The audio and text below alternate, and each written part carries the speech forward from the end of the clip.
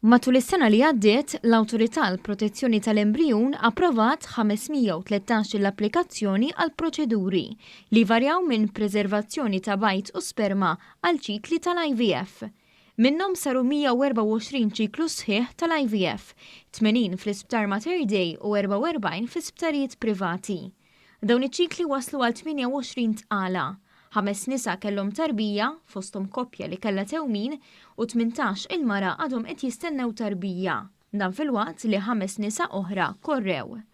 Ir-rata ta' twelid f'pajjiżna minn ċikli sħaħ tal-IVF hija ta' ftit aktar minn 18%. Id-direttur tal-Awtorità tal-Protezzjoni tal-Embrijun, Simon Attard, spjegat li din ir-rata tiġi kalkulata fuq diversi proċeduri li jkunu saru. Għandna dis-sena rata vera baxxa ta' suċċess fejn jidħol ifriżar u towing ta' bajt li kien ġiġa friżat qabel, hemmhekk ir-rati hija biss ta' 7%. Mbagħad għandna rata oħra ta' 17% minn ċikli li saru dak li nsejħulhom fresh cycles, jiġifieri fejn jiġi ippikjat il-bajt, jinħoloq l-embryon, jiġi trasferit l-embryon, u mbagħad għandna iċ-ċikli l-oħra li saru fejn intużaw ġiġa embrjoni friżati.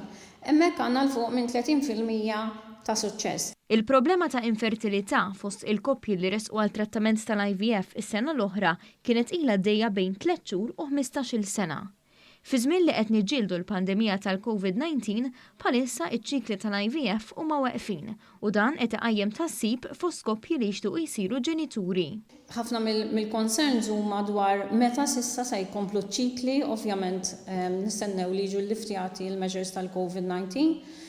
Biss ukoll qed ikonna min nisaqsina x'se jiġri mill-embrjuni li hemm iffriżati, kif huma jridu jkomplu bil-proċessi, u aħna qed nigwidawhom accordingly.